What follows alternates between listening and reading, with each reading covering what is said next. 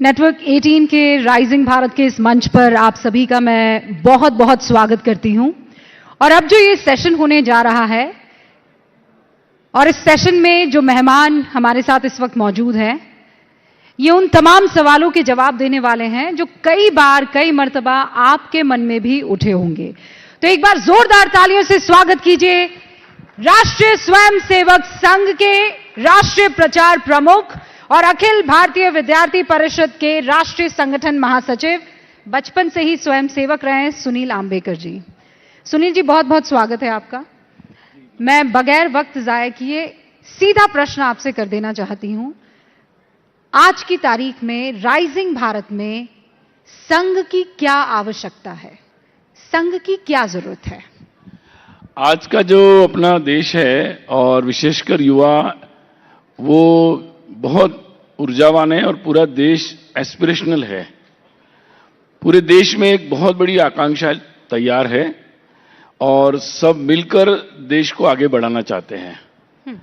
उस समय जब वो ऐसा सोच रहे तो आरएसएस एक सोशल इंफ्रास्ट्रक्चर है जो उनकी एस्पिरेशन से मेल खाता है और देश के हर कोने में उनके आसपास उनके जैसे ही लोग उनके लिए उपलब्ध हैं, जो उनके साथ है, उनके एस्पिरेशंस के साथ है, वो जैसी दुनिया बनाना चाहते हैं, जैसे भारत को बनाना चाहते हैं, उसके साथ है। तो मुझे लगता है यही आरएसएस की भूमिका है और उसको आरएसएस आगे भी निभाएगा। मतलब आप ये कह रहे हैं कि जेन जी इज इक्वल टू आरएसएस के ख्वाब? मैं ये कह रहा हूं या उनके एम्बिशन और आपके सपने इक्वल हैं? जी। वो कैसे? जैसे उदाहरण के तौर पर आज देखिए, भारत मैंने जैसे बताया कि एस्पिरेशनल है। हर युवा चाहता है कि मेरा देश आगे बढ़े, मैं स्वयं आगे बढ़ूं, मेरा देश भी आगे बढ़े। आज के युवा देश पर विश्वास करने लगे हैं। आप ये कह रहे हैं जेन जी राष्ट्रभक्त है? हाँ, मतलब आप अपने शब्दों का उपयोग कर सकते हैं। मैं जो कह रहा हूं कि हाँ, वो उनके लिए भारत माता की जय उनके हृदय की बात है। पर जिस भारत उनके लिए वंदे मातरम ये मतलब कोई स्टिग्मा नहीं है, उनके लिए वो दिल की बात है और करने की बात है।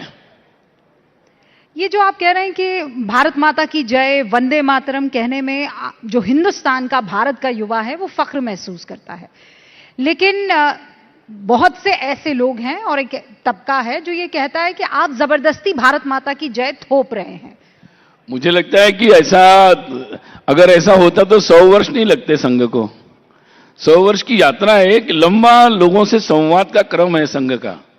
हम लोग जमीन पे जाते हैं, लोगों से बात करते हैं, तो ये एक ऑर्गेनिक प्रक्रिया है।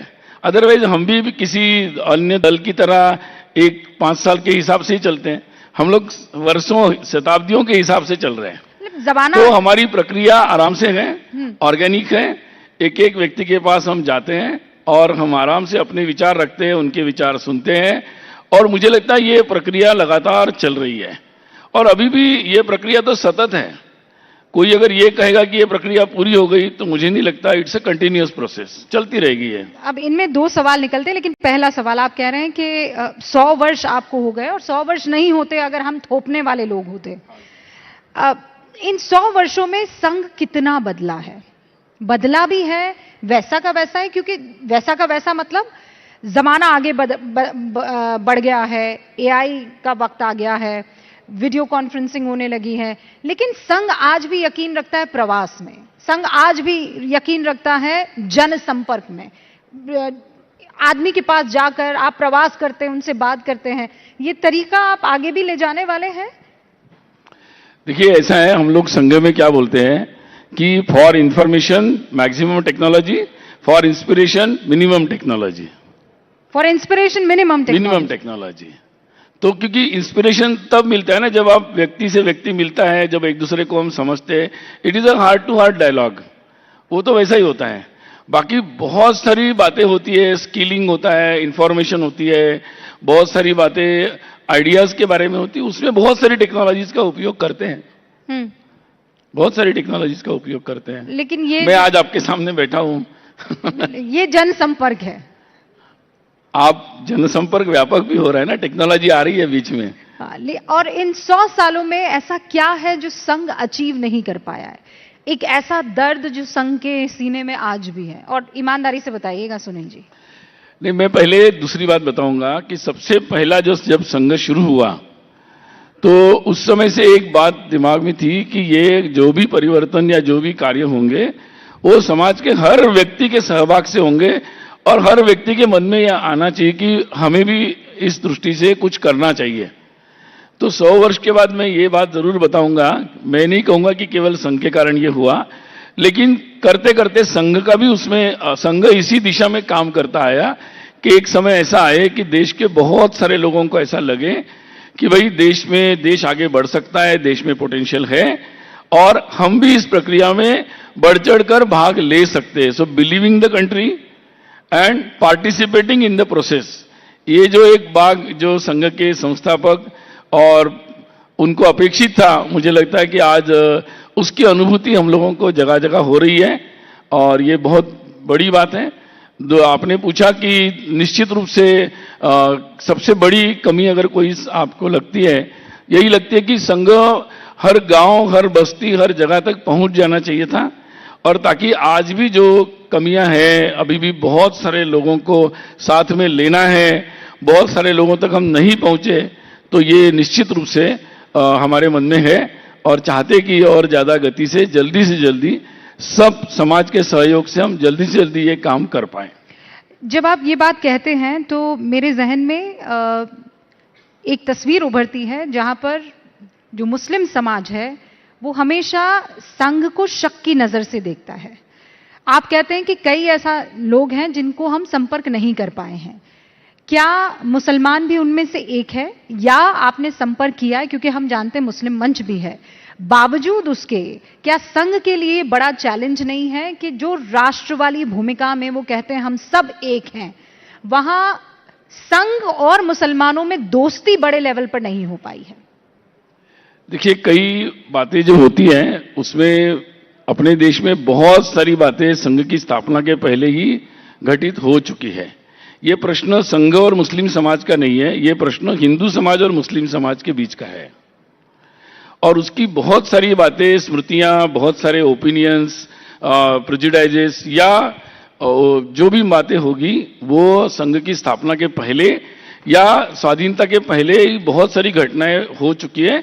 अब जो भी हम देखते हैं उसके आउटकम्स है या उसके इम्पैक्ट्स है, या आजादी के बाद भी जिस तरीके से बातें हुई जिसमें संघ की भूमिका बहुत कम थी, जिसके परिणाम स्वरूप ये बहुत सारी बातें हैं।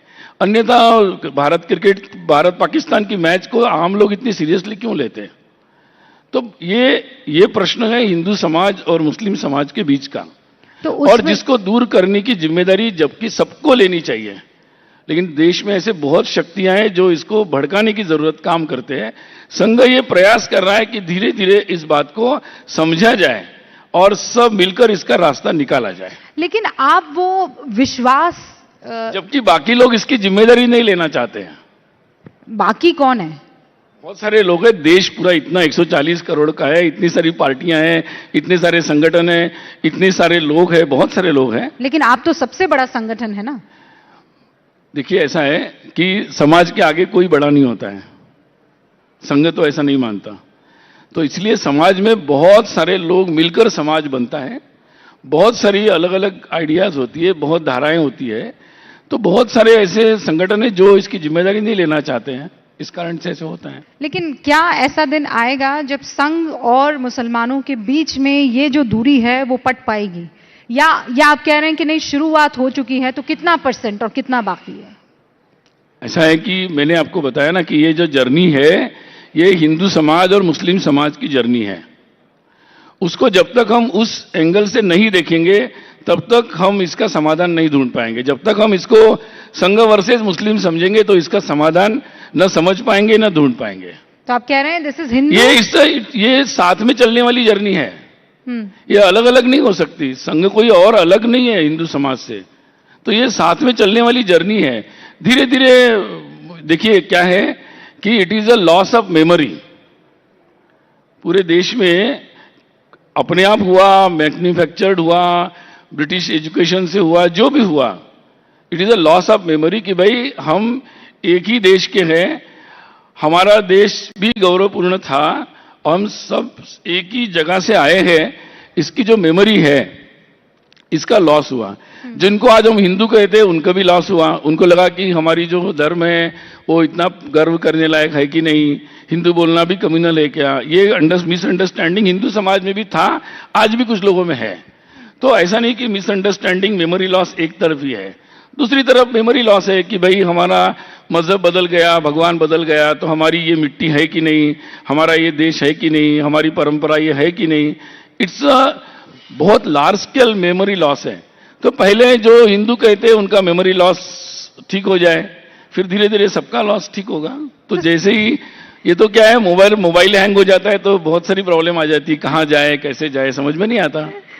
तो इट्स अ मेमोरी लॉस का प्रॉब्लम है, ये उसको रिकवर हो रहा है। तो आपने कितनी रिकवरी कर ली? कई बार आप लोग पूछते हैं ना कि हम संघ के लोग बार बार बोलते हैं कि भारत, ये इतना भारत के इतिहास के बारे में बोलते हैं, आप इतिहास क्यों बोलते हैं, अब तो एआई चल रहा है। भाई एआई भी पूरा जा रहा है, हिस्ट्री ले रहा है, पूरा डाटा ले रहा है, उसी पे एआई चलेगा। एआई तो पास्ट पे चलता है ना, एआई नया तो उसी से बनाता है जो पास्ट का उसके पास होगा। तो ह्यूमन इंटेलिजेंस भी वैसा ही होता है। If you have lost the memory, so then how much have you recovered so far? ऐसा है ये कोई आप मतलब ये नहीं है आपके रेटिंग जैसा आपके चैनल की कि मैं रेट कर पाऊं। It is not like that, it's a social process, it going on in a positive direction, इतना मैं बोल सकता हूं। अब और संघ अब इस प्रोसेस में अकेला नहीं है, ये भी बोल सकता हूं। अकेला नहीं मतलब बहुत सारे लोग इस तरह से सोच रहे हैं और बहुत सारे लोग प्रयास कर रहे हैं। आउटरीच की जब आप बात करते हैं तो ये आउटरीच में केवल भारतीय जनता पार्टी से जुड़ी हुई आउटरीच ही होती है या ये आउटरीच बाकी पार्टियों में भी हो सकती है, पॉलिटिकल पार्टियों में? मतलब संघ केवल बीजेपी का है या संघ बाकी पार्टियों का भी है? ऐसा है, हम लोग तो सभी से मिलते हैं। मुझे लगता है हमारे पूजनीय सरसंघ चालक जी बार बार बोलते हैं कि हमारे लिए तो सभी लोग हैं, हम सभी के पास जाते हैं, आज भी मिलते हैं। और ग्राउंड लेवल पर तो बहुत सारे लोग समर्थन भी करते हैं संघ के। उनके समर्थन के बिना हम लोग ऐसे ऐसे राज्यों में संघ का कार्य बढ़ा है, अगर सब लोगों का समर्थन जमीनी स्तर पर नहीं मिलता तो संघ का कार्य बढ़ता ही नहीं। इसलिए अब बस इतना ही है कि हम लोग सामाजिक संगठन है, हम सब बातें खुलकर बोल सकते हैं। वो बेचारे राजनीति में है तो उनके लिए मुश्किल होता है, देखना पड़ता है आगे क्या होगा, लोगों को क्या लगेगा। इसलिए ये प्रक्रिया लेकिन चल रही है और धीरे धीरे मतलब इस प्रक्रिया में अगर इस लिस्ट में अगर असदुद्दीन ओवैसी का नाम आए तो आप लोग मिलेंगे? मैं किसी का नाम नहीं लेना चाहूंगा, लेकिन हमारे लिए सबसे मिलने में हम लोग पूरी तरह ओपन हैं। मतलब भारत को आगे ले जाने के लिए अगर आपको सबको साथ लेकर चलना, मैं वही बोल रहा हूं, हम सबके साथ मिलने में ओपन हैं। और जैसे ये देखिए, ये हम पॉलिटिकल पार्टी नहीं है, हम अपने तरीके से संपर्क करते हैं या उधर से संपर्क आता है, फिर बात होती है, फिर उसमें फिर मिलते हैं, चाय पीते हैं, चलता रहता है ये प्रक्रिया। तो आपको आश्चर्य होंगे, ऐसे लोगों से भी हम मिलते रहते हैं, बस इतना मैं बोल सकता हूं। लेकिन मदद का हाथ आपसे, मुझे प्रॉब्लम नहीं है, उनको प्रॉब्लम होगी, मैं नाम बताऊंगा तो। अच्छा, लेकिन मदद का हाथ केवल बीजेपी ही आपसे मांगती है, कोई और पॉलिटिकल पार्टी नहीं मांगती? आप कह रहे हैं कि मैम हम तो मदद करने को सबको तैयार हैं। पहली बात यह है कि आप बीजेपी को क्यों अंडर एस्टिमेट कर रहे हैं, वो मतलब अपने आप भी कर सकते हैं, ऐसी कोई बात नहीं है। रही दूसरी बात कि जमीनी स्तर पर जो भी सामाजिक काम होता है तो उसमें हम सबकी मदद लेते भी हैं और सबको मदद करते भी हैं, जहां भी हम कर सकते हैं उसके लिए सक्षम है। तो आप, लेकिन ये आप जो सोच रहे हैं कि जो दृश्य स्वरूप में ऑल इंडिया लेवल पर, वो एक अलग, उसकी अलग डायमेंशन होता है। हम लोग ज्यादातर ये सारे काम जमीनी स्तर पर करते हैं। जमीनी स्तर की आप जहां आपका कैमरा बहुत कम बार पहुंच पाता है। नेटवर्क 18 का कैमरा यकीन मानिए ऐसी ऐसी जगह पहुंचा है जहां कैमरा ही पहली दफा देखा गया है। लेकिन अब एक महत्वपूर्ण लाइटर बोला मैंने। नहीं, हमारे पास तो प्रूफ है, हम आपको बता सकते हैं। लेकिन सच्ची बात एक ये भी है कि आप जब जमीनी स्तर की बात करते हैं और जब सरसंघचालक मोहन भागवत जी कहते हैं कि हम जाति व्यवस्था में यकीन नहीं करते हैं, हम जातिगत जो इस वक्त की व्यवस्था है, अगर भारत को आगे बढ़ना है तो उससे ऊपर आना होगा, और दूसरी तरफ यूजीसी आ जाता है। संघ का इस पर क्या रुख है? देखिए, संघ तो हिंदू सारा एक इसी पर पहले दिन से लगा हुआ है और उसी पर प्रयास कर रहा है। मुझे लगता है कि समाज के इस रास्ते में कुछ बातें आती है तो इतना भी कमजोर नहीं होना चाहिए कि किसी एक रेगुलेशन से हमारी एकता भंग हो जाए या बहुत ज्यादा खतरे में आ जाए। तो समाज को और ज्यादा मजबूत होना चाहिए और उसके लिए हम सब लोग मिलकर प्रयास कर रहे हैं। जहां तक मुझे लगता है रेगुलेशन की बात है तो वो अभी सरकार ने भी अपना स्टैंड दे दिया है, कोर्ट ने भी कहा है, लोगों ने भी कहा है कि कहीं ना कहीं उसमें असंतुलन है, तो उसके लिए जो भी प्रक्रिया है चल रही है। तो hope for the best. We also hope for the best. Otherwise लेकिन समाज की एकता के लिए संघ है और उसके लिए जो करना पड़ेगा वो करने के लिए संघ रहेगा।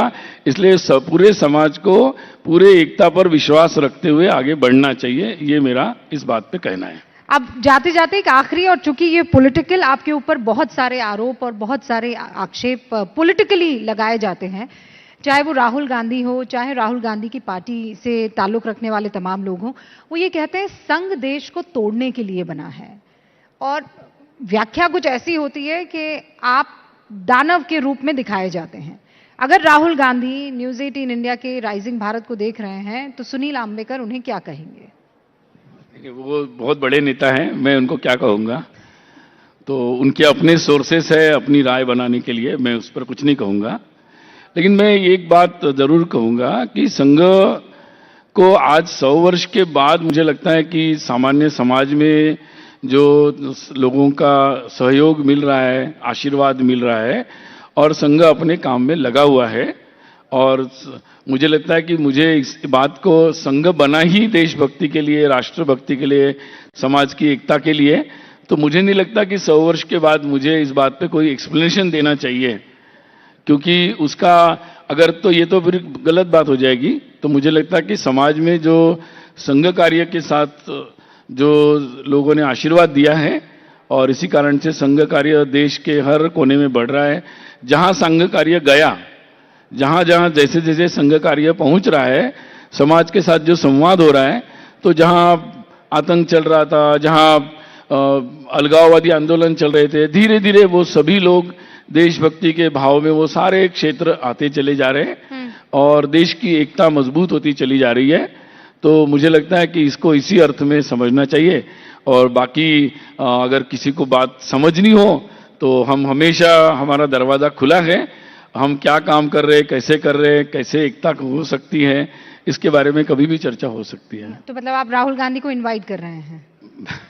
मैंने बताया ना, वो बहुत बड़े नेता है, मैं क्या बोलूं उनको। बहुत बहुत शुक्रिया सुनील आंबेकर जी हमारे साथ जुड़ने के लिए। तो ये थे सुनील जी जो बता रहे थे कि संघ का रोड मैप क्या है और आगे अगर आपको संघ को समझना है तो दरवाजे खुले हैं। बहुत बहुत शुक्रिया। बहुत बढ़िया।